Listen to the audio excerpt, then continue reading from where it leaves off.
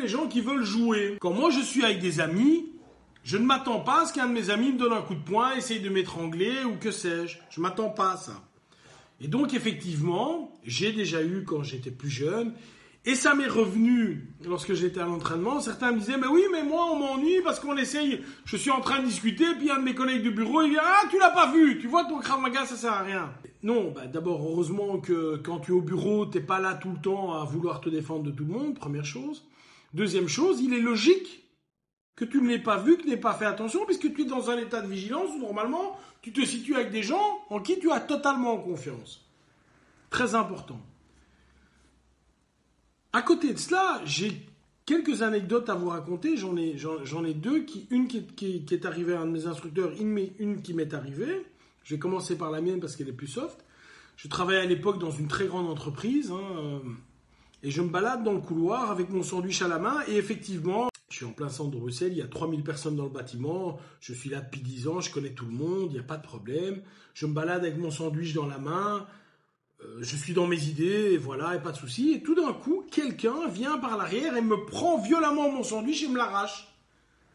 En me retournant, je lui ai directement mis un coup de coude au visage. Et alors là, il y a un éclair de lucidité pendant. Voilà, j'ai arrêté, je me suis stoppé à 1 centimètre de son visage. Et le gars me dit, mais tu es fou. Mais je dis, non, c'est toi qui es fou de jouer à des jeux comme ça, surtout que j'étais dans un état, il m'a surpris et j'étais prêt à le frapper. Idem avec un de mes instructeurs, Tanguy Debrun pour le citer, où effectivement il travaillait, machin, et à un moment, un gars est venu l'enserrer assez violemment, donc qu'est-ce qu'il a fait? Il a frappé au génital. Bon, la suite vous la connaissez, hein, le gars KO, oui mais t'es fou, tu frappes, machin, mais non, même chose. Donc, simplement, il est logique que lorsque vous êtes dans un état où vous ne vous attendez pas et je suis dans un environnement auquel j'ai confiance, que si un de mes amis vient et veut me surprendre, qu'il puisse me surprendre. C'est complètement logique.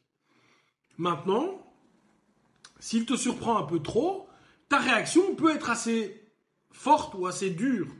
Et il risque de ramasser un coup de poing, un coup de pied, ou enfin, il risque de recevoir un coup.